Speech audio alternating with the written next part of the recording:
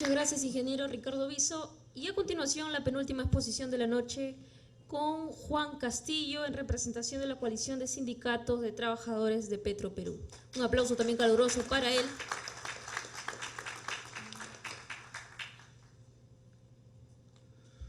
Buenas noches, estimados amigos. También quería reiterar el saludo a la reelección de nuestro amigo Manuel Dagmer, quien estamos completamente seguros de que seguiremos en la batalla sobre un tema tan importante como la soberanía energética. Un aplauso para Manuel.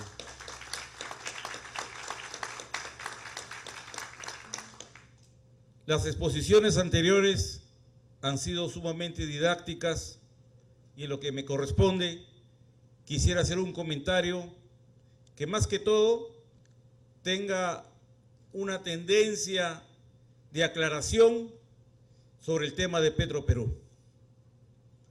Estamos asistiendo a la parte final de las elecciones presidenciales y nosotros como trabajadores, la Coalición Nacional de Sindicatos, le ha enviado documentos a ambos candidatos para que se pronuncien sobre este tema. Y asimismo también los sindicatos petroleros de Talara también le hemos enviado documentos, pero lamentablemente parece que este es un tema que no lo quieren tocar y nosotros decimos que es por los intereses oscuros cómo se maneja la política energética en nuestro país. Miren, la señora Fujimori habló en el debate y dijo, la modernización de Talara va. ¿Hasta dónde de ignorancia cómo trata el tema un personaje político? La modernización ya está yendo desde hace tiempo. Ya tenemos, inclusive, están llegando los equipos que se van a instalar en la modernización y nos pretenden hacer creer que el proyecto todavía está en una fase inicial. El problema de fondo, cuando dice la modernización va, nos hace recordar la historia de su padre en el año 90, cuando dijo voy a fortalecer Petroperú. Y en realidad empezó a modernizar los lotes petroleros. Petroperú metió plata en los lotes, ¿pero para qué? Para venderlos. Y ese es nuestro tema, nuestra preocupación, que vaya la modernización, pero no sabemos si irá con Petroperú o no. Y ese es el tema que nosotros tenemos que pelearlo, ser una opción de oposición hacia cualquier intención de tratar de desactivar a la empresa. Y ahora escuchamos, por ejemplo, al señor Torne por parte de Peruanos por el Cambio, al señor Klimper, y ellos manifiestan abiertamente que la modernización no debería de realizarse. Y también usan a personajes que lamentablemente tienen una sola direccionalidad, que creen que la política energética tiene que estar sustentada solamente en la inversión privada. Y hacen unas afirmaciones temerarias. Por ejemplo, el señor Mendoza, supuestamente un experto energético, dice que es un gran error modernizar la refinería Talara porque la producción de petróleo en el Perú está por los 52.000 barriles por día. Imagínense ustedes, la producción nacional no puede ser el indicativo para poder tener una infraestructura refinera. Lo que manda es ese cuadro, y ese cuadro lo ha hecho la Dirección General de Hidrocarburos en el año 2015, y esa es nuestra demanda, esa es nuestra necesidad de combustibles, y eso debe ser el referente para que nosotros tengamos las refinerías actualizadas. Y este señor miente cuando dice que la producción de petróleo está en un promedio de 52.000 barriles. La última estadística que ha lanzado Perú Petro en el mes de abril es de que la producción está en 40.000 barriles por día. Pero este señor no toma como referencia, por ejemplo, que Chile tiene una producción de petróleo de cerca de 12.000 barriles por día, pero sin embargo tiene 2 refinerías que procesan 220.000 barriles por día. O sea, esas son falacias, esos son fundamentos para indisponer a la empresa del Estado y decir la modernización no debe ir. ¿Y eso por qué? Porque hay intereses, pues, que más adelante los vamos a detallar. En ese sentido, ese cuadro es lo real de la necesidad de nuestro país. Después también manifiesta que hoy día producimos la tercera parte que se producía, la siguiente por favor. Producimos la tercera parte de lo que se producía el año 80 y es falso. A la estadística que ha lanzado Perú Petro, estamos produciendo la cuarta parte. Miren, hoy día estamos en 40.000 barriles por día y cuando Petroperú, en su mejor oportunidad, cuando ya se sentían los efectos de las exploraciones que se dieron en el gobierno militar del señor Juan Velasco Alvarado, Petroperú llegó a producir cerca de 200.000 barriles por día. Y hoy día, si estamos en 40.000, significa pues que nuestra producción ha caído de una manera abrupta. Pero este personaje no dice que el petróleo no siempre ha tenido el precio que tiene ahora, porque el petróleo también en algunos momentos llegó a superar los $100 por barril. Llegó inclusive a $148 por barril. Y la pregunta es, a pesar de ese precio, la curva seguía siendo descendente. ¿Por qué? Porque ese es el típico comportamiento del sector empresarial privado petrolero. No invierte, solamente le gusta terminar de exprimir la esponja de las reservas que dejó Petroperú. Ahora, nosotros, por ejemplo, señalamos que en el año 96, cuando ya por el proceso de privatización que se dio en esa década, Petroperú dejó la producción en 126.000 barriles por día. Luego, ya ha sido responsabilidad del sector privado la producción. Entonces, ¿qué podemos nosotros sacar como conclusión?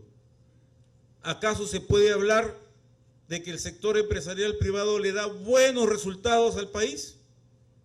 Cuando la producción cae, ¿qué significa? Que por cada barril que se deja de producir en nuestro país, es un barril que tenemos que importar. El déficit de nuestra balanza comercial del sector hidrocarburos se hace deficitaria. Y hoy día, menos mal, que tenemos algo de camisea de líquidos, porque si no, este déficit se incrementaría. Y también el precio del petróleo, como ha bajado, también ha atenuado ese déficit.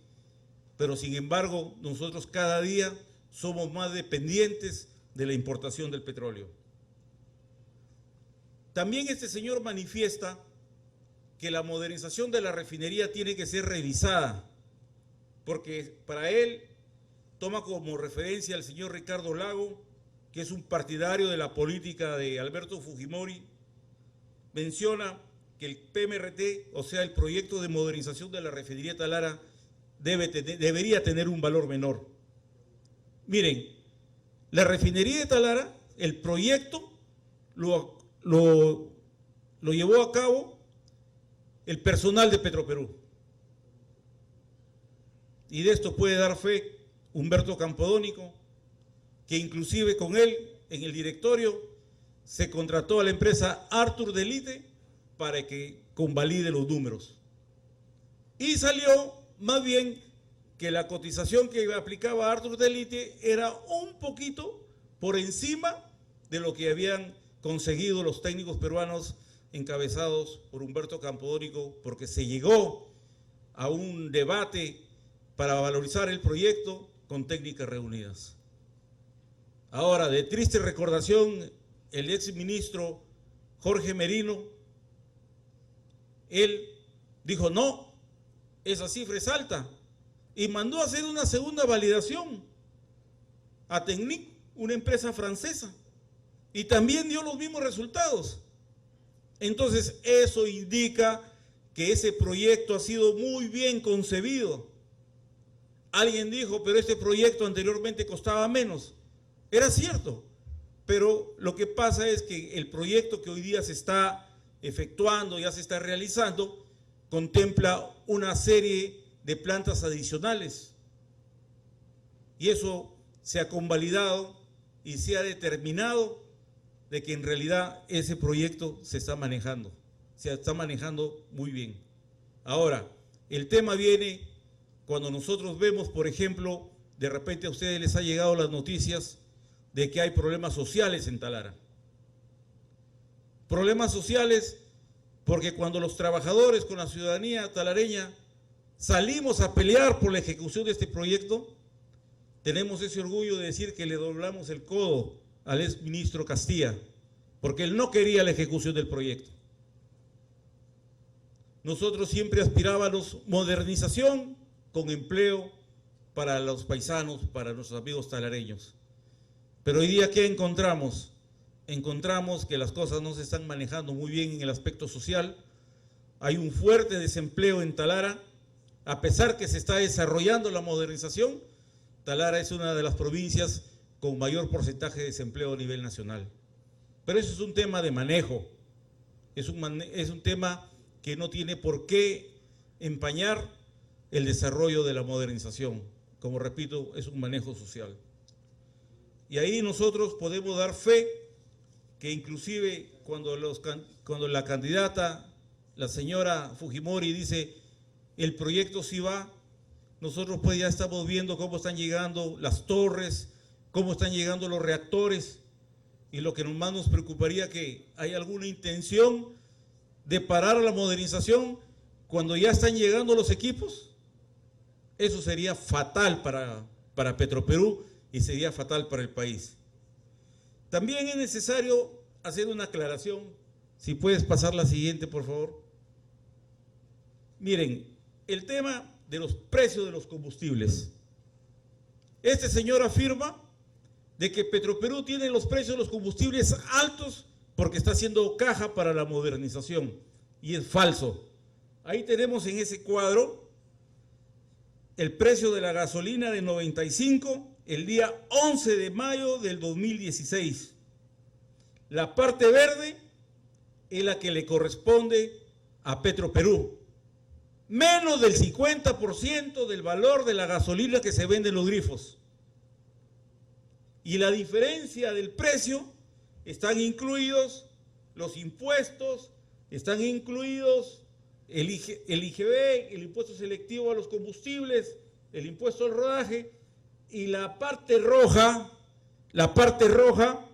ese es el margen de ganancia que tiene el grifero, la comercialización, que en este caso Petroperú recibe 6 soles 0,9 centavos por un galón de gasolina, pero sin embargo el grifero gana en promedio 4.25. Pero ¿cuál es la diferencia? La diferencia es que ahora Petroperú tiene que importar el petróleo o tiene que importar la gasolina. Y esos son costos adicionales, porque el que entiende el tema de la importación sabe que al valor FOB se tiene que agregar los gastos de flete, en este caso flete marítimo, seguros, gastos de importación, almacenamiento, despacho. Son gastos que se tienen que hacer y que Petroperú tiene que asumirlos. A diferencia del grifero o del de comercialización. Si nos ubicamos aquí en Lima, hay 2 puntos de venta, Planta Callao y la Planta Conchán. ¿Cuál es el trabajo de la comercialización? Llevar a través de cisternas de los terminales a los grifos, nada más. Y claro, tener el grifo instalado.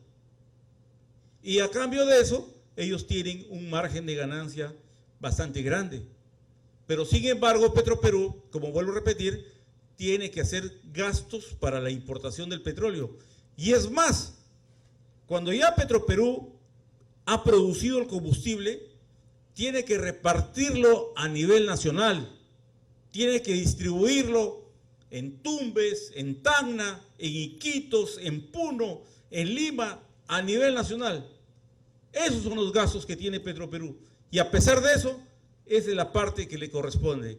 Y por lo tanto es una mentira, es una calumnia en el sentido de afirmar que Petroperú tiene los precios de los combustibles altos. Lo que pasa que después del precio es planta, vienen otro tipo de costos. Ahora, miren, en ese porcentaje hoy día Petroperú recibe menos. Por favor, la próxima, la siguiente. En este cuadro de acá es del año 2008. En el año 2008, cuando a finales de año prácticamente el precio estuvo de bajada, pero también es necesario hacer presente una cosa. Cuando Petroperú importa un petróleo, por decir en el mes de julio, no lo refina inmediatamente, lo va refinando, por ejemplo, en octubre y se está poniendo a disposición de los mercados en noviembre. O sea, ahí hay un desfase en el precio. Pero en esa época, por ejemplo, Petroperú tenía una mayor participación en el precio del combustible. Que si lo comparamos, por favor retrocede al anterior, ahí vemos que hoy día Petroperú tiene una menor participación. ¿Eso qué significa? Que Petroperú sí baja sus precios de acuerdo a la manera como compra la materia prima, que en este caso es el petróleo. Estas son cosas que nosotros nos conlleva a decir y a preguntarnos públicamente ¿por qué esa campaña contra Petroperú de estos personajes? El tema de fondo es que para los candidatos presidenciales el negocio no es refinar. A ellos no les interesa la soberanía energética. Para ellos el negocio es la importación de combustibles. Y hoy día ya nos enteramos pues que el secretario general de Fuerza Popular es dueño de una gran cantidad de grifos. Y es por eso seguramente que en el Congreso no se aprueba de que Petroperú tenga grifos. Porque Petroperú podría ser la competencia. Si Petroperú tuviera grifos, los precios de los combustibles bajarían más. A través de una regulación, pero por competencia. Y eso está prohibido. Pero ¿quiénes están detrás de esto? Los que están impulsando la importación de combustibles, y eso nos lleva a hacernos las siguientes preguntas. Dedicarnos solamente a la importación de combustibles y desactivar las refinerías significa que debemos tener toda una infraestructura para poder importar los combustibles en un 100%. ¿Estamos preparados para eso? No estamos. Y en uno de los cuadros, Humberto, cuando se hizo el estudio, se veía esa alternativa, salía que el gasto que tenía que hacer el Estado era un promedio de 1.300 millones de dólares para contar con esa infraestructura. El tema es, ¿los importadores harían esa inversión? No la van a hacer. Ellos van a querer que el Estado haga la inversión y para que luego les entreguen las plantas vía concesiones. Hoy día está autorizada la importación de combustibles, pero ellos no, pues ellos quieren tener todo el mercado. Ahora, por eso nosotros nos hacemos la pregunta, ¿quién construirá la infraestructura de almacenamiento? ¿El privado o el Estado? La segunda pregunta, ¿acaso se piensa expropiar toda la infraestructura de almacenamiento que tiene Petroperú para dársela al privado? Tercera pregunta, ¿cuál es el temor a la presencia de Petroperú? ¿Competir? ¿Ese es el miedo del privado? Y la última pregunta es, ¿o hay temor a la competencia? Esas cosas son claras y de estas cosas no nos han hablado los candidatos presidenciales. Puede ser que en el próximo debate algo digan. Como repito, a nosotros no nos van a impresionar a los trabajadores, o al menos en Talara, a la población, de que nos digan la refinería, la modernización de la refinería sí va. Vuelvo a repetir, un antecedente funesto fue en el año 90, cuando todos recordamos que en la campaña electoral del señor Fujimori hablaba del fortalecimiento de las empresas del Estado, hablaba del fortalecimiento de Petroperú. Y cuando se empezó a invertir en los lotes, nosotros dijimos, empezó el cambio. Le están inyectando plata a Petroperú.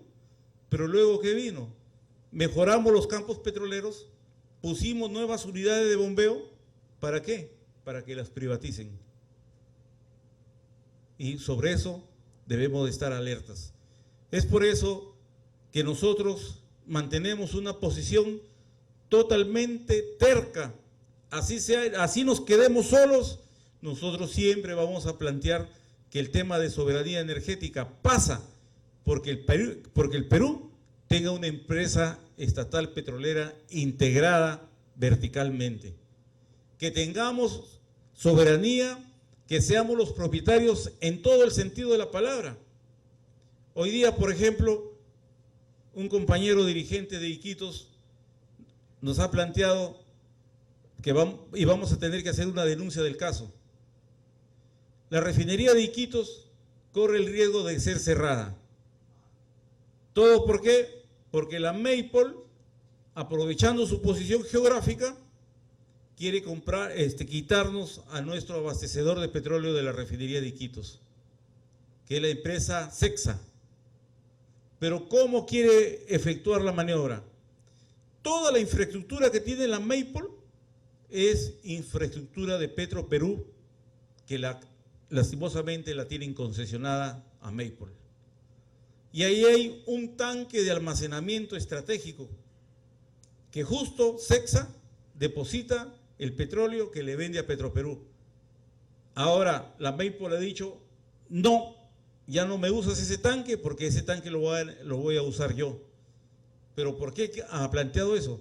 Porque hoy día la Maypol quiere comprarle el crudo a CEXA, de tal manera que tendrían que cerrar la refinería de Iquitos. O sea, con la misma infraestructura, con el mismo tanque que nos pertenece a nosotros los peruanos, sencillamente nos manipulan, nos manosean, nos chantajean, y en ese sentido nuestra empresa no puede continuar en eso. Y otro tema que también es gravitante, la manipulación política que se da en nuestra empresa. Ya. Acá se ha mencionado, por ejemplo, el tema del gas. Nosotros también tenemos la referencia del tema de la producción de petróleo. Cuando entró Ollanta Humala, justamente en su periodo, culminaron muchos contratos. Y nosotros pensábamos que esos contratos, por experiencia funesta, se tenían que revertir a Petroperú. Y había una norma en ese sentido. ¿Pero qué pasó? Cambiaron al directorio, pusieron al señor que tenemos hoy día como presidente de directorio y se prorrogaron los contratos. Y esto también fue una decisión política en la cual también tenemos esa responsabilidad de combatir la manipulación política en las empresas. Y no nos pueden decir que los resultados de Petroperú son malos. El año pasado, en el 2015, Petroperú ha tenido una utilidad neta de 504 millones de soles. Pero hay que reconocer que eso también no depende solamente de la gestión de Petroperú, sino que muchas veces depende de la estabilidad que pueda tener el precio del petróleo. ¿Y eso por qué? Porque sencillamente no tenemos producción propia, no tenemos lotes. En el Congreso se logró de que Petroperú tenga el derecho legal a participar en el lote 192. En la época de Humberto Campodóni con el directorio conseguimos de que el lote 64, la propiedad la suma Petroperú.